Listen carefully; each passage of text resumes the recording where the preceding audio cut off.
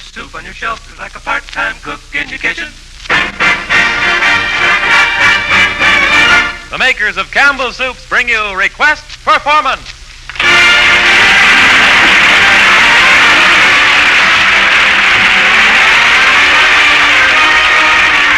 This is the program where the stars you request do the things you request.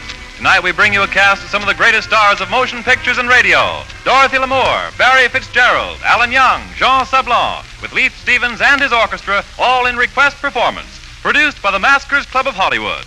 As master of the mailbag tonight, a young man whom you, the radio listeners, have picked as the brightest new comedian of the year, Alan Young.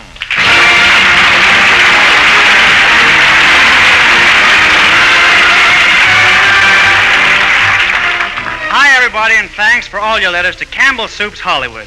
In answer to requests from Mrs. Norman Weibler of Carlisle, Illinois, Wilhelmina Dunbar of Philadelphia, and Alan Young of Los Angeles, I'm a citizen, too, we bring you one of Hollywood's favorite glamour girls. You've seen her traveling along the road to Singapore, the road to Zanzibar, and soon you'll see her in the road to Utopia. But show me a man with soul so dead who never to himself hath said, I want to hit the road to Dorothy Lamour.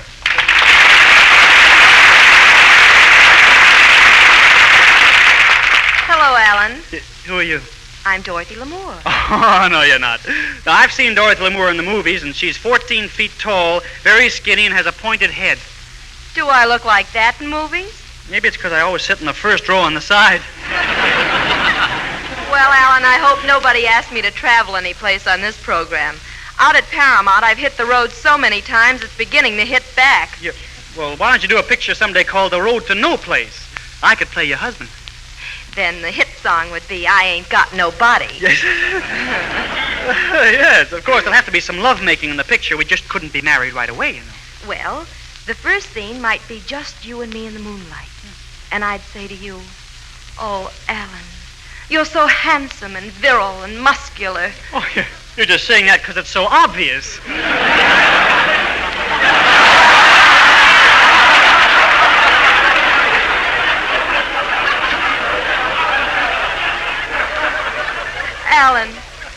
Alan, come over here and stand next to me. No. Oh, come on, Alan. No. Please, Alan. Then have it your way. Miss Lamour? Yes? Chase me. Well, I see where I'll have to come over to you. There. Oh, don't be shy, Alan. It's springtime, and we're two little robins nesting in a tree. Now, I put my wing around you. Now I draw you closer and rub my little beak against yours. And now, my little bird, do you know what I'm going to do? Yeah, but I don't care. Go ahead. Drop a worm in my mouth. Oh. Alan, this just won't do at all. Well, then let's skip 10 years ahead in the picture. You and I are married. I wonder what that would be like. Oh, it'd be wonderful. Just one long symphony of love. Moviegoers would thrill to see us in our little dream cottage. You and I alone with nothing to spoil the perfect harmony.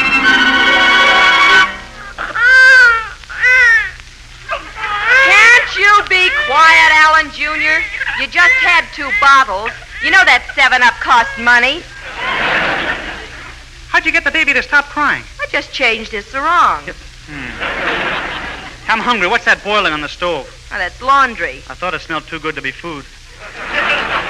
Instead of complaining about my cooking, why don't you have a talk with our oldest son?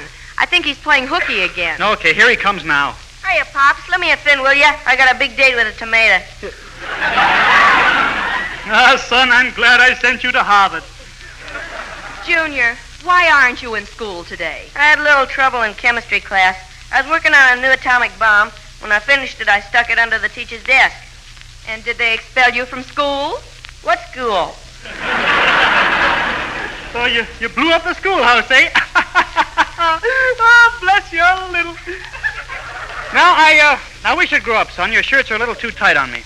If you'd go to work... If you just go to work, you good-for-nothing, you wouldn't have to wear your son's old clothes. Now, wait a second. I get up every morning at 5 o'clock to look for a job. Then why haven't you found one? No place is open at that time. I'm no fool. Besides, there aren't many positions for a man of my type. And just what is your type? Lazy. Oh, how did we ever come? We were so happy when we met 10 years ago. Yeah, and you proposed to me. If we could only turn back to the years of 1946. If we could only go back to that day. Let's wish real hard. Let's concentrate. Concentrate. Oh, Alan, dear. We could be so happy if we were only married. Alan, look at me. I'm young and beautiful, and my arms are waiting for you. My lips are waiting for you.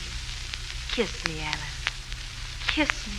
Kiss me. Stop your nagging.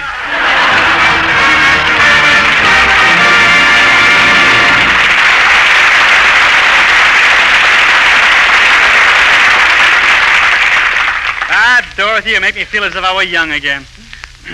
We've had a lot of letters now from people who've heard our next star singing at the Waldorf Astoria in New York and at Ciro's in Hollywood. We mean, of course, the French Frank Sinatra, Jean Sablon.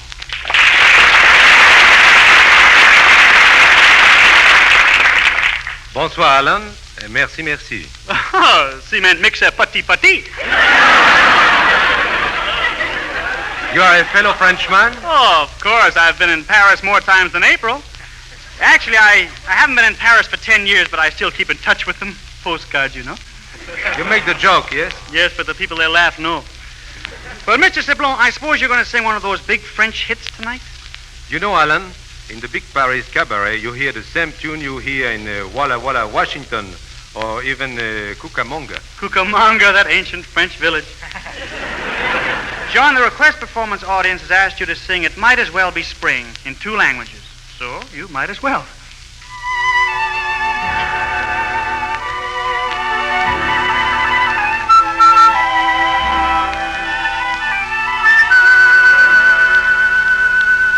Agité comme un roseau dans la tourmente, tout m'énerve et tout m'irrite en ce moment. Le monde me désenchante par ce beau jour de printemps. Fatigué, désabusé et sans courage, impatient, je ne sais plus ce qui m'attend. Je sens arriver l'orage par ce beau jour de printemps. Je voudrais me sentir loin d'ici,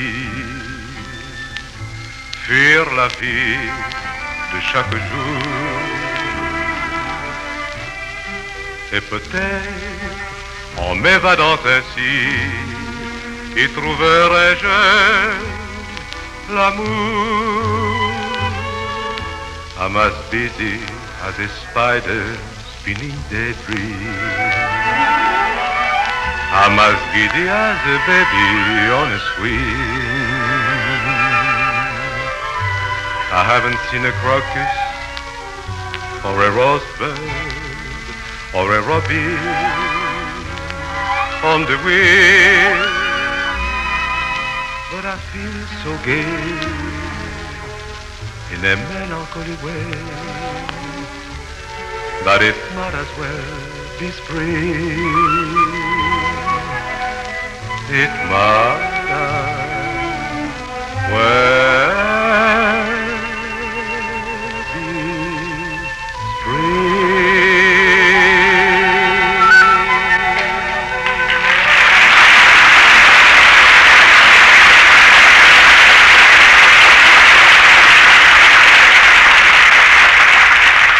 Thank you, John. You know, hearing that song reminds me of a little girl I met in a French cafe. I happened to be walking past her table when she dropped her olive. I bent down, picked it up, handed it to her. She said, merci beaucoup, which means don't bother to wipe it off. You know, that small incident developed into a raging indifference. Oh, incidentally, John, we've got something here we want you to translate into French for us. Well, let me see. I know this. I used to sing for Campbell Soups, you know, the Hollywood Hotel program. Well, go ahead. Say that thing in French. That? Bon. Delicious. Now let's translate it back. Good. And that's what you'll say when you dip your spoon into a tasty bowl of Campbell's vegetable soup. You'll find it's a dish to call on often this changeable spring weather. You don't need to tell me about that. My youngsters love Campbell's vegetable soup for lunch. And I think hot soup to warm them up when they run in cold at noon. And when it's Campbell's vegetable soup, it provides sound nourishment, too. The beef stock is the hearty sort you might have simmered slowly in your kitchen on your own stove. It tastes simply wonderful, too, and it's so thick with vegetables. I declare it's almost a meal in itself. Well, that's what lots of mothers call Campbell's vegetable soup. Almost a meal in itself. And they make it their main lunch dish mighty often when there are hungry folks to be fed. How about you? Don't you want to keep Campbell's vegetables to help you serve the kind of meals your family like? Campbell's soup on your shelf is like a part-time cook in your kitchen.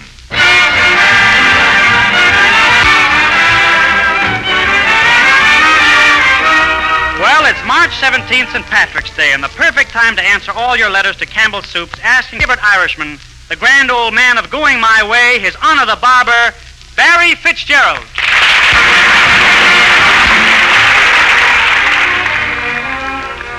Good evening, Alan. And to every Irishman within the sound of my voice, I want to wish a happy and prosperous St. Patrick's Day. Sure, and every lad and colleen of us who hails from the old sod is after thanking you.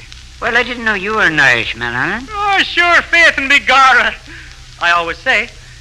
You know, Mr. Fitzgerald, I think the Irish are the greatest actors in the world. Oh, no, there are many other fine actors in the business. Who, for instance? Well, I'm an impartial man. There's Maureen O'Hara, Pat O'Brien, Margaret Solomon, George Murphy, Gene Kelly. And don't forget David O. Selznick. Well, Mr. Fitzgerald, we had requests from Lieutenant David Masters of Maine and 5 Cunninghams from Wichita, Kansas, asking for a short story starring you, Barry. I'll be very happy to oblige.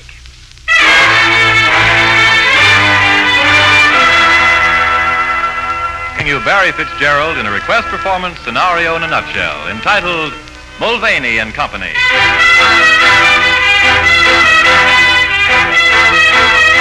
My name is Mulvany.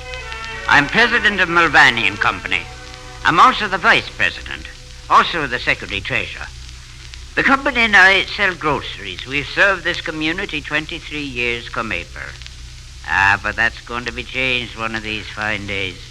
Mulvany and Company is going to sell out. While I still have me good health, I'm going back to Ireland. I could swing the whole thing for $2,000.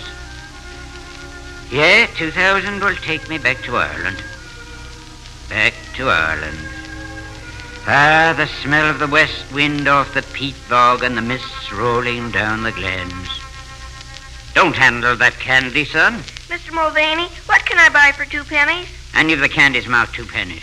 Oh, I like the green ones, Well, you can like the green ones for a nickel. but I haven't got a nickel. Now, what kind of business is this for a grown man? Putting penny candles into a brown paper bag. Well, have you made up your mind? I like the green ones. Oh, I like the green ones, too. Here, take it. Gee, thanks, Mr. And Mulvaney. don't eat it all in one gulp. Well, there's no profit in that transaction, but goodwill. Yes, that's what it is, goodwill. Now, let me see. I have to make up these orders for the afternoon delivery. Mrs. Schwartz wants a coffee ground for percolator.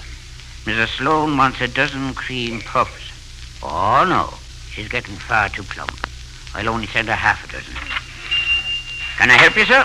Yes, I'm looking for Mr. Thomas Mulvaney. You're speaking to him. Do you mind if I look around your store? People have been doing that for some time now. Huh? This is the only grocery store in the neighborhood, isn't That's right. Was there something particularly you wanted? We have a special on baking powder this week. it? My name's Ross. I'm in the market for a store like yours. Would you be interested in selling? Selling. Oh, you wouldn't be interested. Oh, yeah, I might. If the terms were right. Well, we can't talk terms until we make sort of a rough inventory. Now, let's estimate the value of the stock on your shelves. So he jots down the figures on the back of an envelope. And really, when you come to figure it out, there isn't much here that you can count in dollars and cents. No, not $2,000 worth. Now, how about accounts receivable? Accounts receivable? Oh, yes, right here in the cash drawer. Yeah, about $150 worth. Hey, what are you tearing up? That's a statement. Well, that's worth money. Should have done it long ago. The widow Harrison's bill. This batch of groceries saw her through a bad spell a while back. I don't want any money for that. Well, that's not a very practical way to run a business. Well, goodwill, that's what it is. Oh, very rosy business. But there's one thing you'll want to know about this cash drawer. It sticks. Now, all you have to do is look on the right-hand side, and it works like a charm. See? Don't bother. We'll tear all that stuff out and put in chromium counters. Oh, chromium. But this is a very solid counter, real oak. Then we'll put in serve-yourself shelves, air conditioning, and fluorescent lighting throughout. Fluorescent lighting? And that old glass candy case by the door. That'll have to go. You know, there's no profit in that kind of trick. No profit? Tell you what, Mr. Mulvany, you'll probably want more, but my top price is $2,000. $2,000. All of a sudden, I don't seem to see the grocery store here at all. No, it's Ireland I see. And I can practically smell the west wind off the peat bog and the mists rolling down the glens. I'm on my way home again. Home? Well, Mr. Mulvany, $2,000 is my final offer. I can't give you a cent more. After all, this is a pretty broken-down shack. What broken-down shack is it? Well, the counter is worn in places, but it feels friendly that way. Air conditioning would be fine, I guess, but what'll it do to the smell of Mrs. Schwartz's coffee? Fresh ground for percolator. And it's nice now, the way the sun catches the little glass candy case with the green ones in it. Mr. Ross? Yes? I thank you for your kind offer.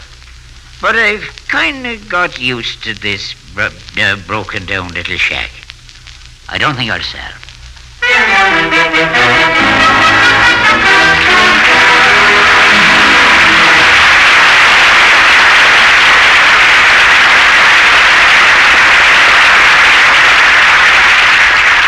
Thank you, Barry. You were the best grocer we've ever had on request performance.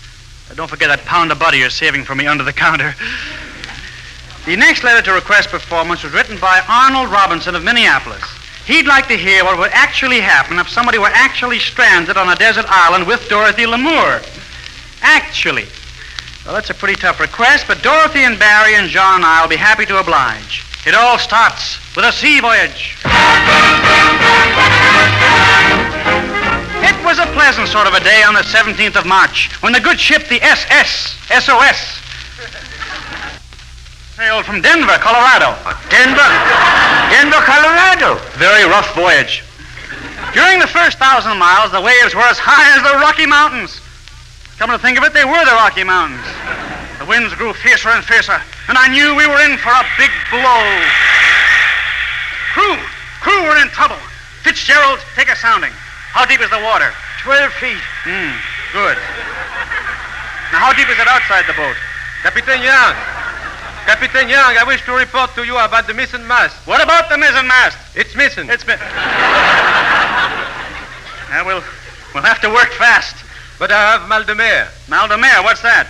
That's French for you can't take it with you. Oh. First mate, I don't think we can last out the night. What time is it? 5 bells. 5 bells! Aye, 5 bells! I still don't know what time it is. Captain, the first mate reporting. We're having trouble on B deck. The helm is caught in the sails. What shall I do? Get the helm out of there! Captain! Where are you now, Fitzgerald? I'm down in the hold. The water down here is 6 feet deep, and I'm worried. Why? I'm only 5 feet tall.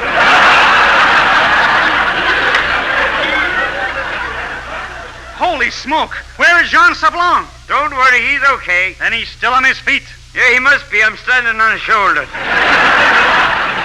Captain, the boat's sinking. You better send out an SOS. Okay, how do you spell it? Ooh.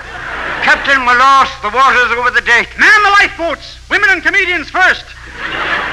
Are there any women aboard? No. No wonder it's been such a dull trip. Captain, look that big wave. It's going to swamp us. We're lost. Watch out, men! Here it comes! Watch out!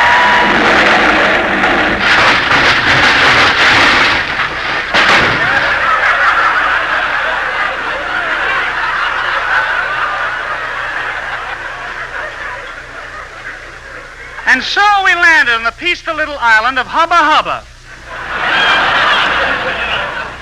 The principal industry of this little island is agriculture. They grow grass skirts for hula dancers. And in the evening, it's a pleasure to sit back and watch the natives rotate their crops.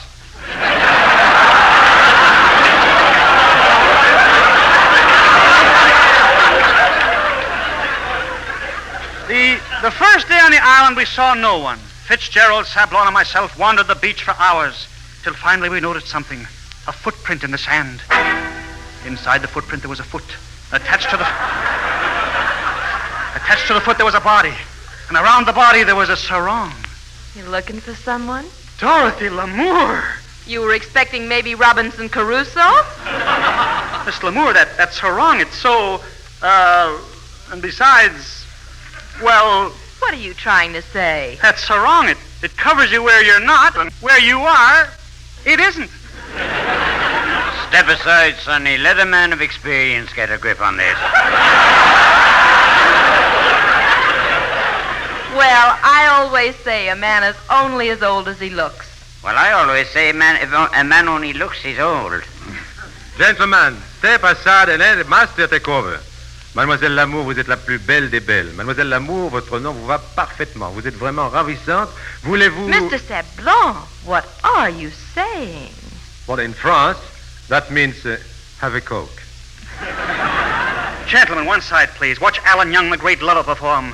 After all, Miss Lamour, you and I were made for each other. Like Anthony was made for Cleopatra. Like Romeo was made for Juliet. Like Kaiser was made for Fraser. I think you're the man for me. Tell me more, Never Ambers. On this romantic island, it's now dusk. Soon the stars will be out, and the wind will whisper a love song through the palm trees. There's only one thing I crave, only one thing that is missing, my darling, to make this the happiest evening in my life. Yes, what is it, Alan? Night baseball. Well, boys, I might as well confess. I cannot give my love to any of you. There's someone else. You see, my body may be here, but my heart is 3,000 miles away. Isn't that an awful strain in your arteries? The man I love is a sailor. He was on this island a year ago, and then he left. Well, where did he go? Well, it's a very fashionable sailor's hotel in Los Angeles. Let's see, he told me the name. It was, the Palladium. Well, boys, I guess the only thing we can do is build a raft and put to sea again. And so, friends, we set sail from the beautiful island of Hubba Hubba. And as the raft put out to the setting sun, we turned our eyes shoreward and waved a fond farewell to that lovely native girl. And from the distance we could hear her voice wafting on the wind, giving us the traditional farewell salute of the island. Hit the road, you bums!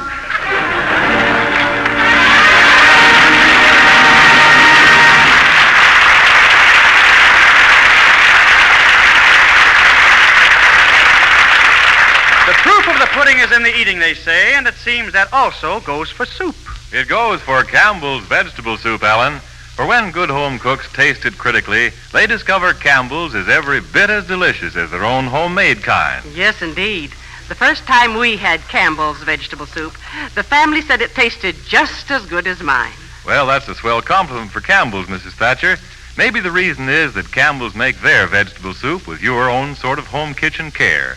The beef stock is the hearty, full-flavored kind that you might simmer on your own stove. And the vegetables are the sort you'd buy for your own table. Campbell's use lots of them, too. 15 different kinds. Carrots, green peas, string beans, crisp celery, luscious tomatoes, and all the rest of your favorites, mingled in that tempting beef stock. Good. You bet. Say, how about Campbell's vegetable soup for supper at your house tomorrow? Campbell's soup on your shelf is like a part-time cook in your kitchen.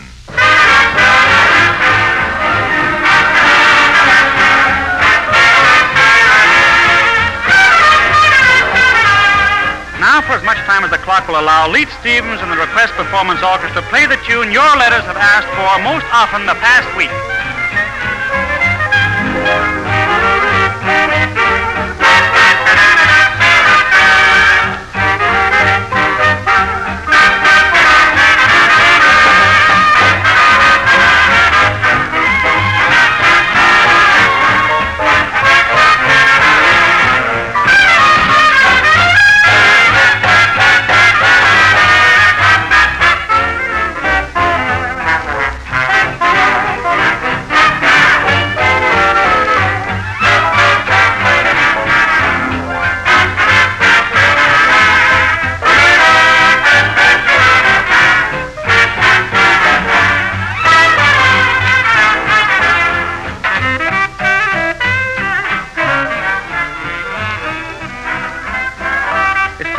Up this soup tureen for tonight. I've had a peek at our cast. The letters have asked for next week, and it's a Lulu. Listen to this.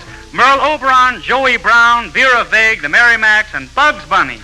You'll want to hear Vera Vague as Mildred Pierce when she meets Joey Brown playing The Lost Weekend. Right now, it's a long from Dorothy Lamour, Barry Fitzgerald, Jean Sablon, and your host in Hollywood tonight, Alan Young. Good night. Good. Good. That's what Campbell Soups are. Good.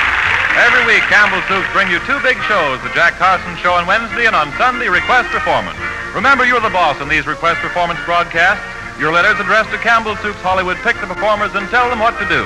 And how about writing Request Performance tonight to tell us what you want to hear from Hollywood? Next Sunday in Campbell Soups Request Performance, Merle Oberon, Joey Brown, Vera Vague, the Merrimacs, and Bugs Bunny.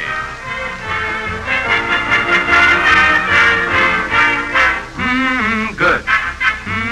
Good. That's what Campbell Soups are. Good.